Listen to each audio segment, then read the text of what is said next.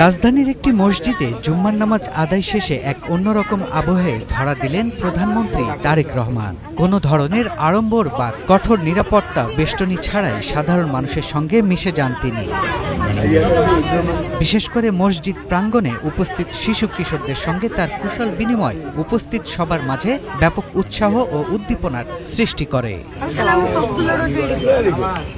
নামাজ শেষে প্রধানমন্ত্রী মসজিদ থেকে বের হওয়ার সময় স্থানীয় শিশু কিশোর এবং অভিভাবকদের সঙ্গে বেশ কিছুটা সময় কাটান। তিনি শিশুদের লেখাপড়া, খেলাধুলা এবং ভবিষ্যৎ স্বপ্নের কথা মনোযোগ দিয়ে শোনেন। প্রধানমন্ত্রীর এমন আন্তরিকতায় উচ্ছ্বাসিত হয়ে ওঠে শিশুরা।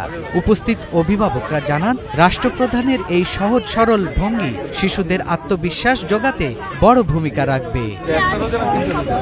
প্রত্যক্ষদর্শীদের ভাষ্যমতে জুম্মার নামাজের এই আয়োজনে প্রধানমন্ত্রীর চলাফেরায় কোনো বাড়তি জাঁকজমক বা কঠোর নিরাপত্তার বলয় চোখে পড়েনি।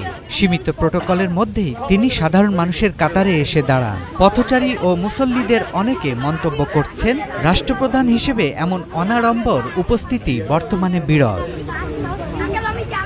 প্রধানমন্ত্রীর দপ্তরের অতিরিক্ত প্রেস সচিব আতিকুর রহমান রুমন জানান, সাবেক রাষ্ট্রপতি জিয়াউর রহমান ও সাবেক প্রধানমন্ত্রী বেগম খালেদা জিয়ার উত্তরসূরি হিসেবে তিনি জনগণের আস্থা ও ভালোবাসাকে সর্বোচ্চ অগ্রাধিকার দিয়ে কাজ করছেন।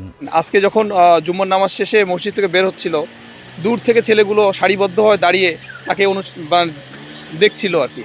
হঠাৎ উনি গাড়িতে না উঠেও ওদের দিকে এগিয়ে আসে এবং ওদের সাথে খুব ফ্রিলি কথা বলে, মানে যেন মনে হচ্ছিল না যে একজন সাধারণের সাথে কথা বলছে।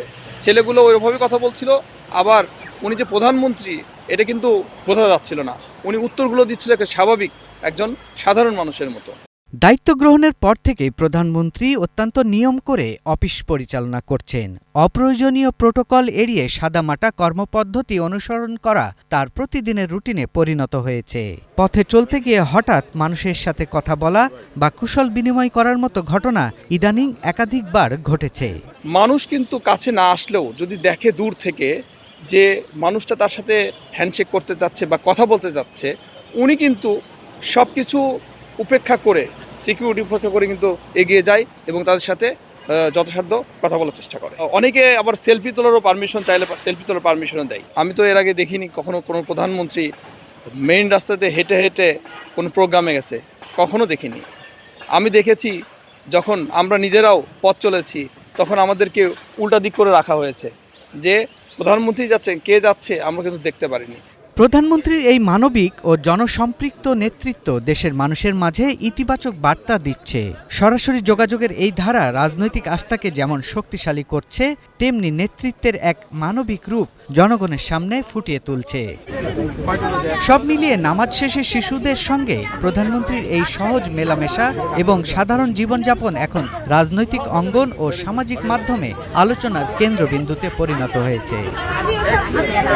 সৈয়দ রাশিদুল, ৭১, ঢাকা।